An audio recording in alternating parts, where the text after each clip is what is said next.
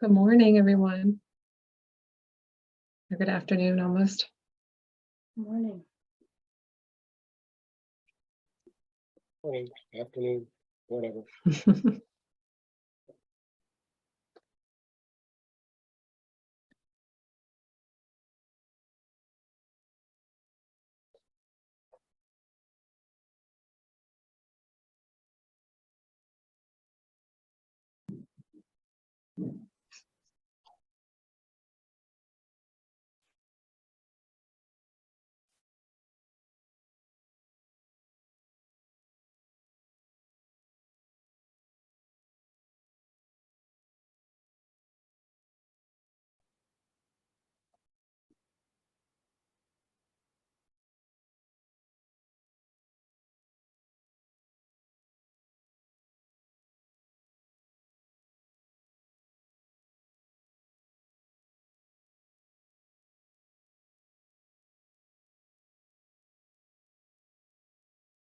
We'll start in just a few minutes. We've got a few more people we're expecting to join us, so.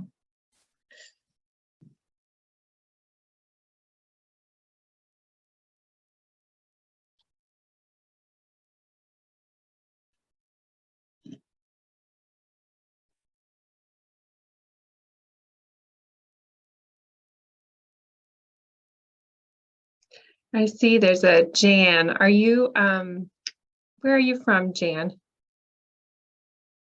I think you're muted. Bacon Street Youth and Family Services. Okay, Bacon Street. I hadn't met you in person yet. Nice to have a face and a name together. I was there as interim director for a while last year, and now I'm writing grants for them. Okay, very good. Well, I'm sure they're glad to have you. It's nice to meet you. Thanks for Nice being to here meet today. you. Thank you.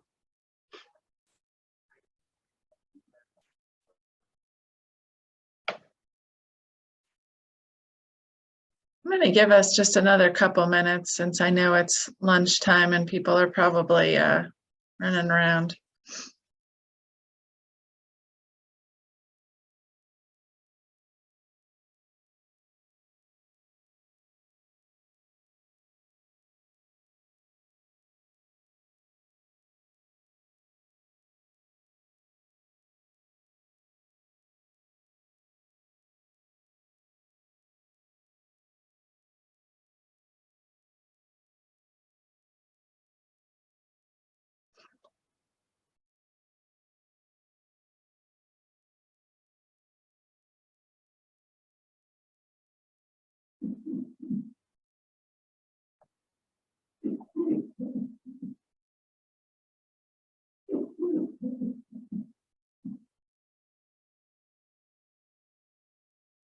Yeah, here's some more people coming in.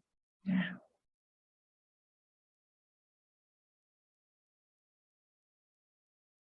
Hello, everybody.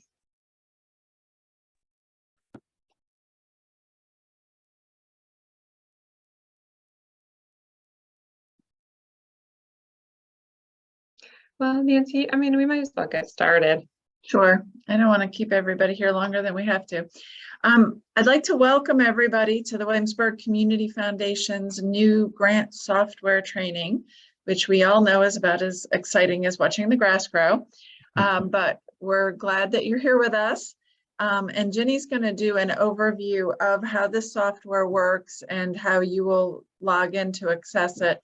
If you have any additional questions about the grants process after it's over, we're happy to answer them. We're also happy to have you call us and chat about it one-on-one if you have questions about a particular program for which you wish to apply. So I'm going to turn it over to Jenny, and thank you all for being here.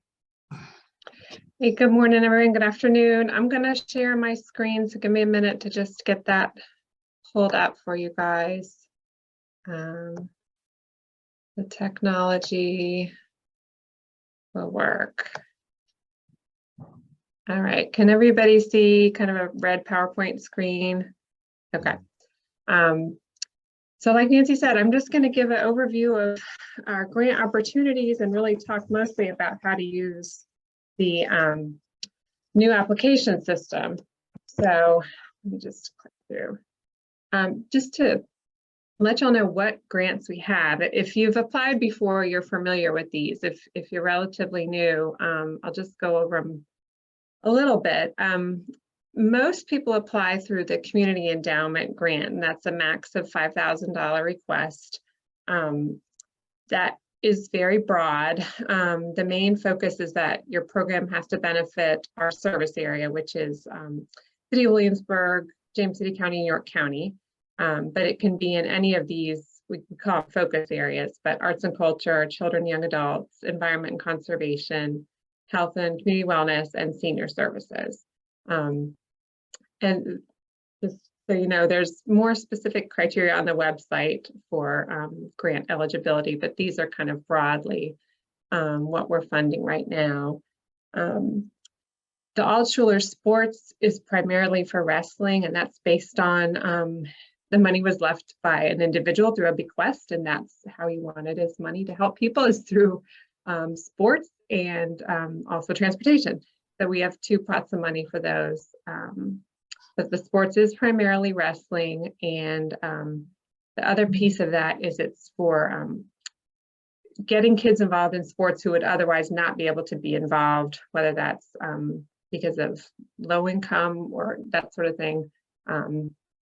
So that's what those grants are for. Transportation, I definitely encourage people to apply for our transportation funding. It's the max of $5,000 as well. It's any program you have that increases people's access to transportation to get around town for many different reasons. So those grants can cover things like gas cards, bus fare, payment for drivers, any costs associated with operating a vehicle or van, as long as they contribute to helping people get around town. The Altschuler, both of those Altschuler grants, you can apply for every year, but if you get funded for them 3 years in a row, you have to take a break. I'm right, Nancy? Did I say that right? Okay. Thank you. The other kind of smaller grant fund opportunities we have are women and girls. So any program that serves particularly low-income women and girls in Williamsburg. The McGiffert Memorial Fund is a small amount of funding, but it's for vocal performances, vocal music performances for primarily adult audiences. So it's fairly specific. And the last one that's a specific small funding opportunity is an occasion for the arts. Their endowment supports largely arts education in visual arts, so not performing arts, not music, but visual arts. But that can be anything from pottery to woodworking, any sort of visual arts. And the public schools are eligible to apply for those grants. So that's kind of an overview of the types of grants we have. And now I'll just kind of let you know a little bit about the timing on the grant. So we have 2 cycles, a fall and a spring cycle. And like I said, most of you would apply under the Community Endowment grants, and those are offered both in fall and spring. So our next deadline is December the 15th, and that's for spring grants. So they won't be awarded until March of 2023. The smaller kind of pots of money or more specific pots of money are only offered once a year. So in the fall, you can see the 3 types that we have in the fall, and then the spring, we've got the other, the McGiffert and the Occasion for the Arts. So for the deadline coming up in December, we have Community Endowment, McGiffert, and an Occasion for the Arts as the 3 kind of options. Let's see, and feel free to interrupt me with questions. Just unmute yourself and fire away. So this can be confusing. Some people ask us this during one grant cycle, let's say the fall, can I apply for more than one thing?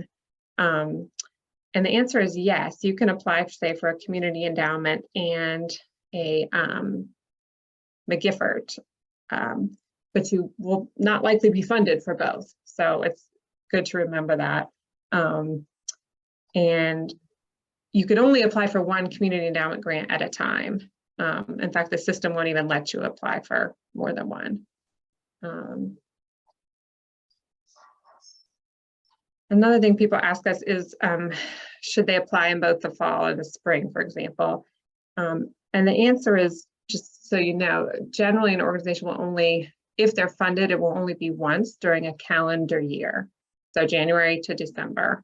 So if you already got funded in the spring, if you apply in the fall, you will probably not be funded in the fall. And just one more thing before we go into the application itself, just to give you an idea. So this fall, we awarded 83,000 or so in grants to about 20 organizations. And actually about 12,000 of that was made possible by individual donors. So it's important to know that when you apply through our, we call the competitive grant process, we share that information with individual donors who partner with us. They hold donor advised funds at the foundation, and sometimes they choose to support a grant application through their own charitable funds. So, you know, that's another kind of benefit of applying through this process. Any questions so far? Okay, I'll keep going then. All right, this is the I don't know, the fun part. Just hang in with me there. This is not going to be exciting, but it will hopefully help you get through the application process. So our new grant application system is called GoApply, and you get to that system the same way you would before. You go to our website, williamsburgcommunityfoundation.org. And the benefit of this new system is that you can have multiple people working in an application at once, and you register as an organization, which means over time, if you have multiple applications over time, any new people who come in can see all the applications that you've submitted. So you kind of have a history there. So that will make it a little easier. Okay. So once you go to our website, this screenshot is from our website on the apply for a grant page. You're going to click on that where it says click here to start a grant application. And that's going to take you to this link that you see. And you don't have to necessarily write any of this down. This is all on our website, and we'll probably send it out in an email to everybody too. So that link is going to take you to this GoApply URL that I have, and you can bookmark that for later if you want. And then also on our webpage, there's an instructions document that you can, you know, has step-by-step instructions. So just so you know, those resources are available. So once you click here to start an application from our website, it's going to take you here to kind of the login page. And all you're going to do is click on register a new account. And that's going to take you here. And I wish I could have fixed this to make it easier for you, but it's we have to do it this way, unfortunately. You have to click on organization, not individual. Even if your organization has already created a login with somebody else, if you yourself need a new login, you still click on organization. The whole organization will have multiple users, but every time you as a person register, you need to do it as an organization.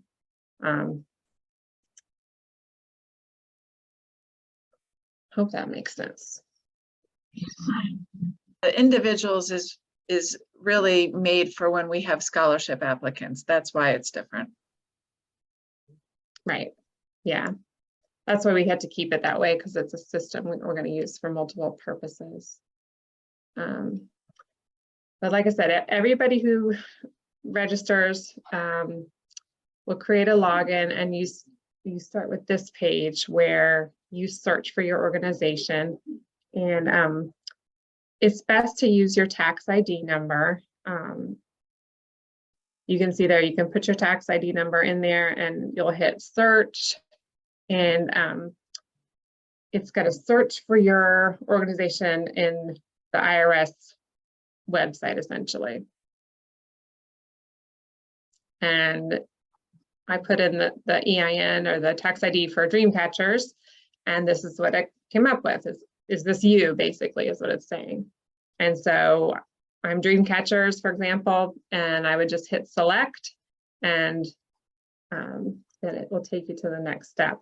I will say you can manually enter your organization's information. You can see there it says skip, manually enter, or search again. I would recommend avoiding manually entering your information if at all possible, just because if there are any errors, it can mess things up later. So definitely try to use your organization's tax ID number.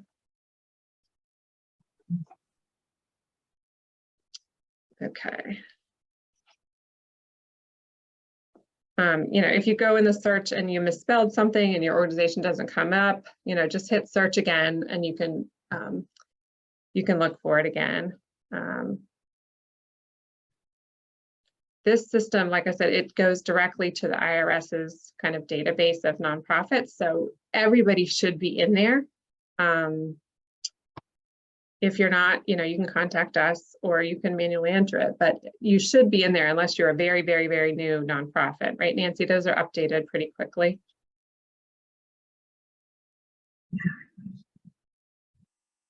Would be, and that's why Ginny says use the EIN, and also you need to always use the dash because that's the way it is in the system.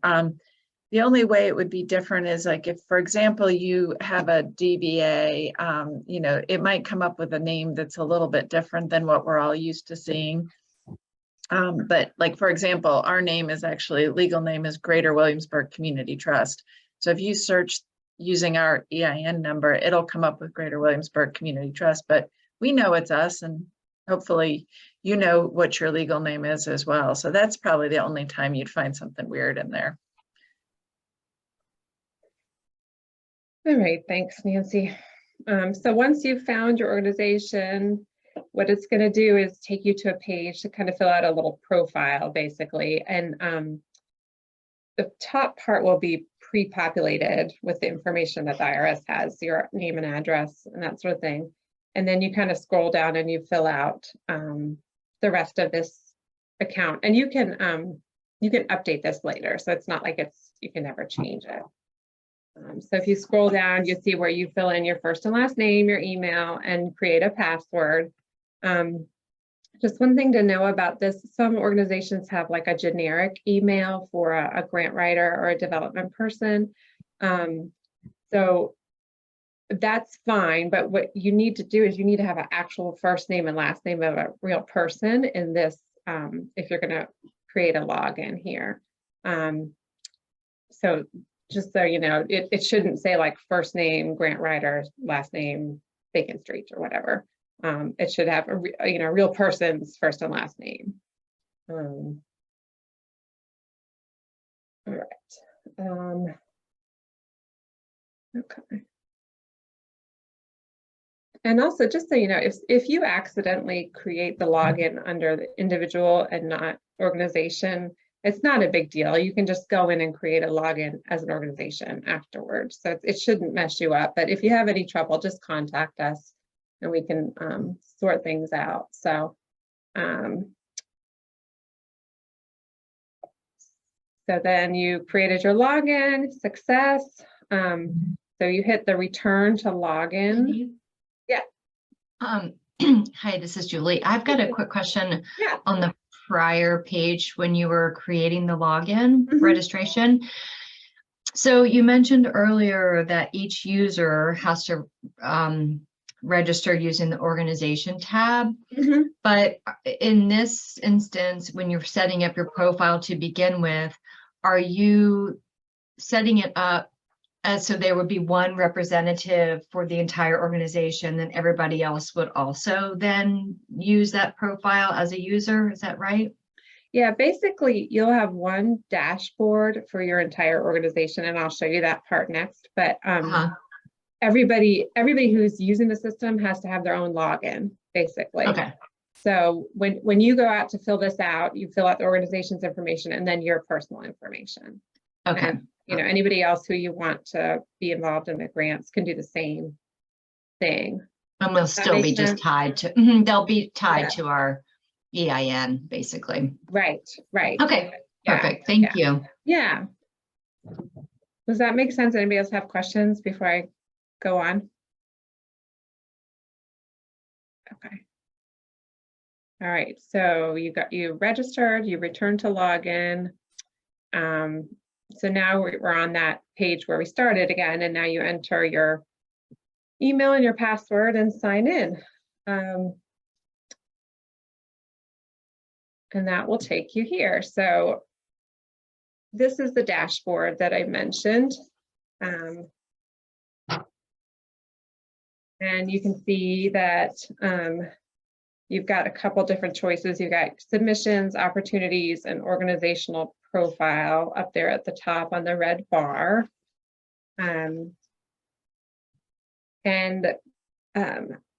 That organization profile, I just recommend, you know, every now and then checking and making sure there's nothing you need to have changed in it, like your address or that sort of thing. So here's what happens when I click on that organization profile. You can see I can't change my name, Dreamcatchers, or my tax ID, but I can change my mission. I can change the phone number, website, a general email if you have that, any of these things. And I didn't copy the whole page there for you, but you always are able to update that profile. Oh, here we go. So on that same profile, if you scroll to the bottom, you'll see that these are the people who have logins with GoApply for Dreamcatchers. Dreamcatchers was nice enough to be our guinea pig for this. So right now, Jen Daly has a login and Tester has a login here. So anybody at Dreamcatchers who has a login can deactivate somebody who's no longer with the organization, for example. So that's, you know, you can kind of clean up who's allowed in there or not. One thing, just if you want to do this, you have the option. If you, for example, have you want multiple people to be able to get into the application, but you only want one person to have the permission level to actually hit the submit button, then you can contact me and I can create those permissions on our end. But if you want everybody to be able to get in the application and fill it out and submit, then you can just leave it alone. But if you do want a little increased level of control, just contact us and we will we'll create the permissions on our end so that, you know, some people can get in there and edit it and only some can submit. Somebody have a question? Delta's,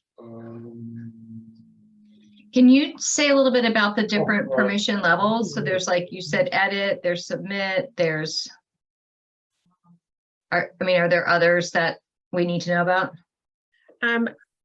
There are, I believe you can have somebody who just views it as well. Yeah, it's like contributor, submitter, and I think there's a permission for somebody who can just view it too. But if you call me, we can look into it. Okay, sorry. I don't know. I'm the question asker all the time. No, please do. Yeah. This is a new process. So there's going to be kind of a little bit of learning along the way for everybody. And if you accidentally deactivate somebody that you wanted to keep, just call me because I can just reactivate them. That's not a big deal at all. Okay, so that's your organizational profile. The next thing I wanted to show you, so on your dashboards, if you click opportunities, this is where you see the grants that are available at a given time, or the application period is open, in other words.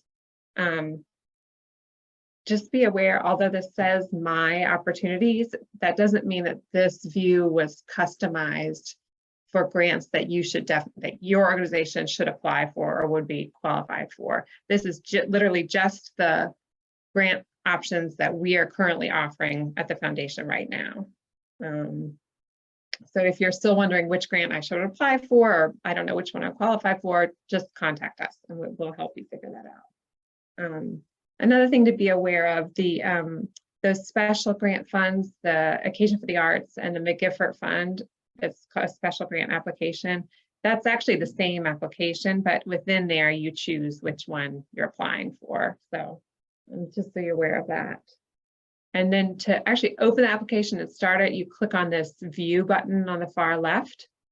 And when you do that, this is what you see. It's kind of just a basic overview of what the application is. And you see the due date up there. And if you decide you want to apply for this, you click that apply button on the right, and that gets you started. And the first thing they're going to do before you even start the application is just confirm, okay, again, does this all look right? Is this the right organization? And you can either say, click on, yep, everything looks fine, or no, I need to fix something.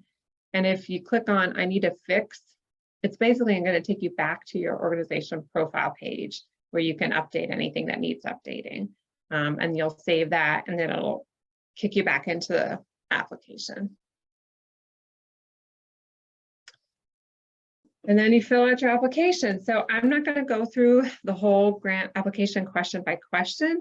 This is really just a random sampling of a page, but just so you see that those buttons on the bottom, you can save a draft at any time and come back to work on it later up until the deadline.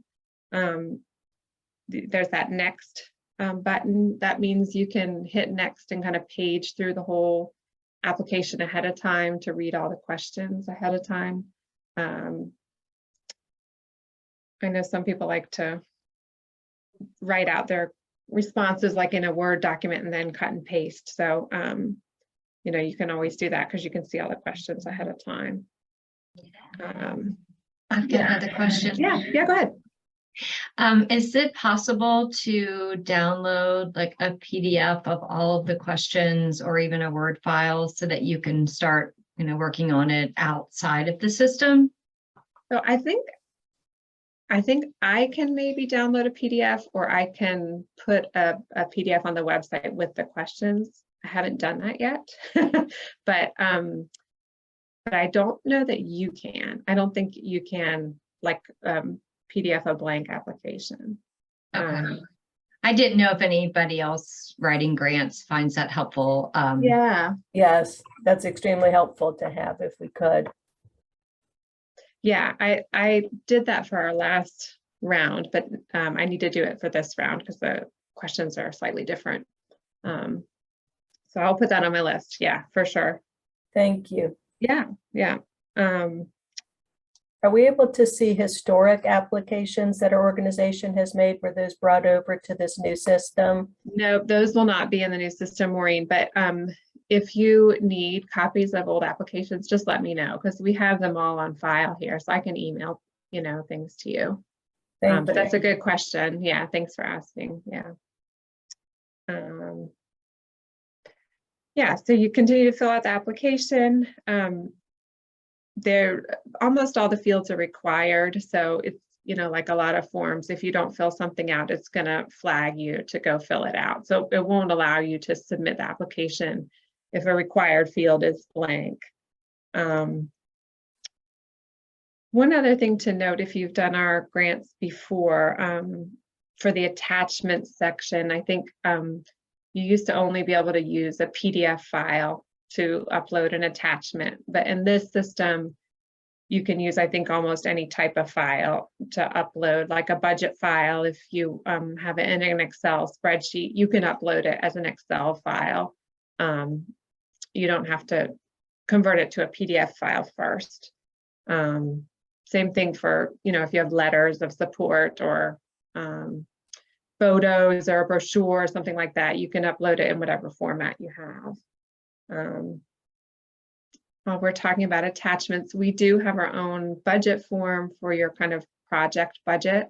And that form is found directly in the application. You just download it right in the application and you can fill it out and then upload it once it's complete. So that's for kind of the program or project budget, but your overall organizational budget, we asked for you to upload that as well.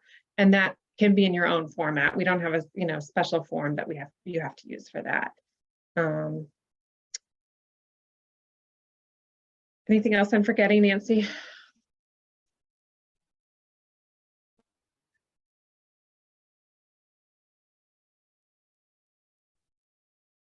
And these application questions are fairly standard. They're fairly similar to other types of grants. And they're fairly similar to what our old application looked like. So you won't find a lot of surprises. So once you have submitted your grant, you will click on that submissions tab and you'll see what you've applied for.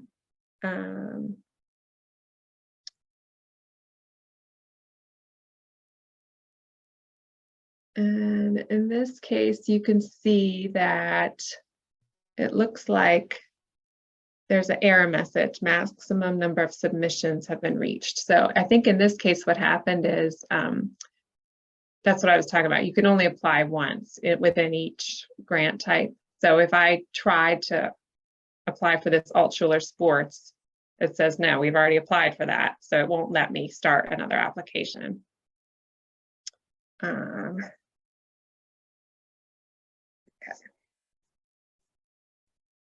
So yeah, so I was just saying the submission section, you can kind of see what's been submitted so far. So Dreamcatchers submitted a sports application. And you can see these little boxes say in progress or submitted. So you can see, like actually this is the in progress one.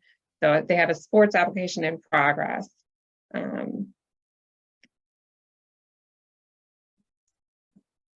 Let's see what's next. And then this is the submitted. If I hit that submitted tab, I can see the Dreamcatcher submitted a community endowment application. And in this case, it looks like you can see the status. It says approved and it says the grant amount of $4,000 and the decision date.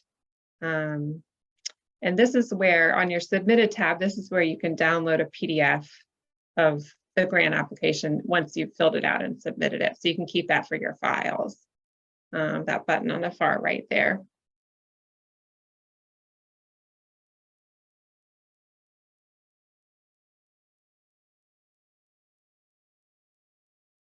Okay. All right, so still looking at the submissions tab here, and we're on the in progress side, we can see that Dreamcatchers now has this final report available. So you do your final report within this same dashboard. So you can see the final report says it's due, phase due date to 3/15/2024. So usually our final reports are a year after the grant was awarded. So just so you're aware that our system uses the term phase. So you have a application phase and then a final report phase. That's why that uses that phase due date. So once you do receive a grant, fairly soon after that, you'll see the final report available in your dashboard. And then, like I said, you have a year to complete that. Just for those who have had grants already from the Community Foundation, right now, if you have to do a final report, you'll go on our website the same way as usual and go to the final report page on our website. And that's actually just going to take you to a Google form to fill out that final report form. So we won't actually start using this GoApply for final reports until the spring of 2024. So if you're applying now for spring grants and you're awarded a grant, then you'll use this for your final report. The reason this is connected that way is because the final report is literally connected to the application, which makes it a little bit easier than in the past. I know sometimes people go to do their final report and they don't remember, what the date of the receipt was or things like that. And this is all tied together. So you will go into the same, through the same process that you submitted the application to fill out your final report. And I think I forgot something on the previous slide, so I'm going to try to go back here. And so on this page where you see what you've submitted, the request status, so that will say pending if no grant decisions have been made yet. So you should be able to see pretty quickly once, usually we send out our grant decisions the day after our board meeting. So that should be updated pretty quickly for you. You can always check back there to see kind of what the status of your grant is. Okay. Okay, so that's basically it. The link is live on our website, so you can go in and start grants now. And like I said, the deadline's coming up in December, and those grants will be awarded in March. So any other questions? Happy to help. So.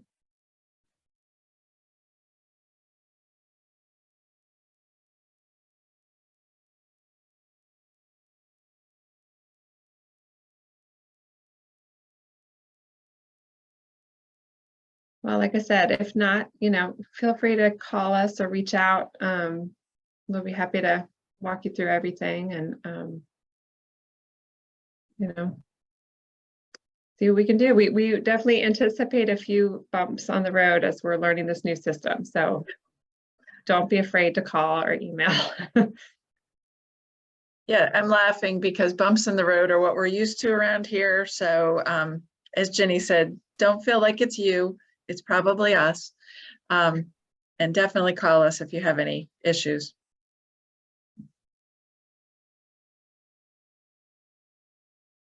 Okay. Well, thank you all for coming and good luck. Well, once you get in there and start poking around, I'm sure you'll have some additional questions, but feel free to reach out. Thank you. Thanks, everybody. Thank you so much.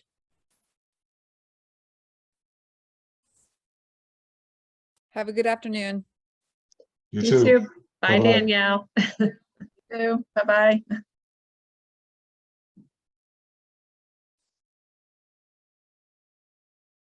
Thanks for coming, Mary.